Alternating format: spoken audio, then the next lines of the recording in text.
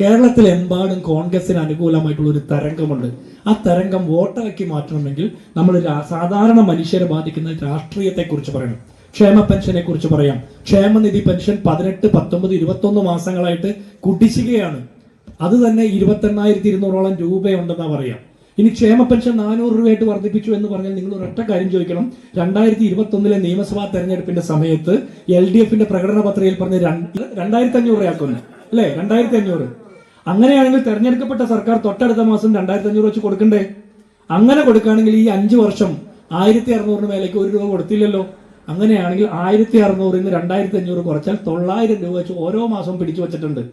അത് കൂട്ടുമ്പോൾ ഒരാൾക്ക് 54,000 രൂപ കിട്ടാനുണ്ട്. ഒരാൾക്ക് CPM പറഞ്ഞത് പ്രകാരമാണെങ്കിൽ 54,000 രൂപ കുടിശ്ശികയുണ്ട്. 64 ലക്ഷം ക്ഷേമ പെൻഷൻ അർഹരായിട്ടുള്ള മനുഷ്യർക്ക് ഏകദേശം 34,000 കോടി രൂപ കുടിശ്ശികയുള്ള ഒരു സർക്കാരാണ് കേരളം ഭരിക്കുന്നത്. അപ്പൊ ഒരു 400 രൂപ കൂട്ടി എന്ന് പറഞ്ഞാൽ ഞങ്ങളുടെ 54,000 രൂപ പിടിച്ചു വെച്ചിട്ടല്ലേ 400 രൂപ കൂട്ടിയെന്ന് ചോദിക്കണം. ഏത് 54,000 രൂപ? 2,500 ആക്കാന്ന് പറഞ്ഞിട്ട് 1,600 തന്ന് ബാക്കി 900 പറ്റിച്ചു. ഈ പറ്റിച്ച് പിടിച്ചു വെച്ച 900 വെച്ച് 5 കൊല്ലത്തേക്ക് 54,000 രൂപ എടുത്തു വെച്ചിട്ട് ഞങ്ങൾക്ക് 400 കൂട്ടി പറ്റിക്കണ്ടെന്ന് പറയണം. അത് മാത്രം പറഞ്ഞാൽ പോരാ. ഈ കൂട്ടിയ 400 രൂപ കൊണ്ട് കറണ്ട് കാശ് അടയ്ക്കാൻ പറ്റൂല, വെള്ളക്കരം അടയ്ക്കാൻ പറ്റൂല, വീട്ടുകരം അടയ്ക്കാൻ പറ്റൂല, ഭൂനികുതി അടയ്ക്കാൻ പറ്റൂല. എന്തിനാ? പെട്രോള് ഒരു 500 രൂപയ്ക്ക് പെട്രോൾ അടിച്ചാൽ നമ്മുടെ എത്ര രൂപ ഉള്ളു? 2 രൂപ വെച്ച് 10 ലിറ്റർ 10 രൂപ അല്ലേ? അപ്പോൾ ഒരു 5,000 രൂപയ്ക്ക് നമ്മൾ ഒരു മാസം എത്രായിരം രൂപയ്ക്ക് പെട്രോൾ അടിക്കണമെന്ന് പറയും. നിങ്ങൾ എപ്പോഴെങ്കിലും ഇത് കൂട്ടി എഴുതി നോക്കിയിട്ടുണ്ടോ? ഒരു മാസത്തെ പെട്രോളിന്റെ ചെലവ് മാത്രം ഒന്ന് കൂട്ടി നോക്കി. അപ്പോൾ ഒരു മാസം സർക്കാർ നമ്മൾ 2 രൂപ 1 ലിറ്ററിന് വെച്ച് കോടിക്കണക്കിന് രൂപ കൊള്ളയടിക്കുന്നത്. ഇതൊക്കെ അവിടെ വെച്ചിട്ടാണ് ഇവർ ക്ഷേമം.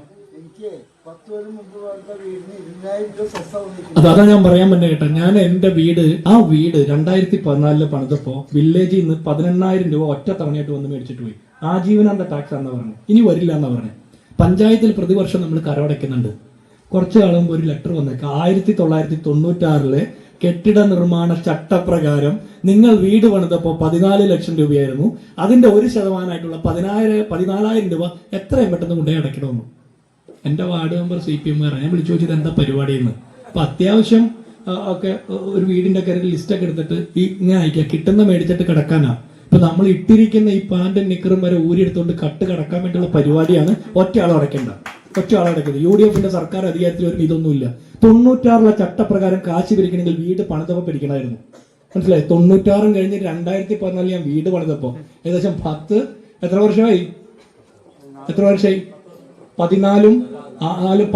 വർഷം കഴിഞ്ഞ് ഞാൻ വീട് പണിതപ്പോ ഇവര് കണ്ടില്ല.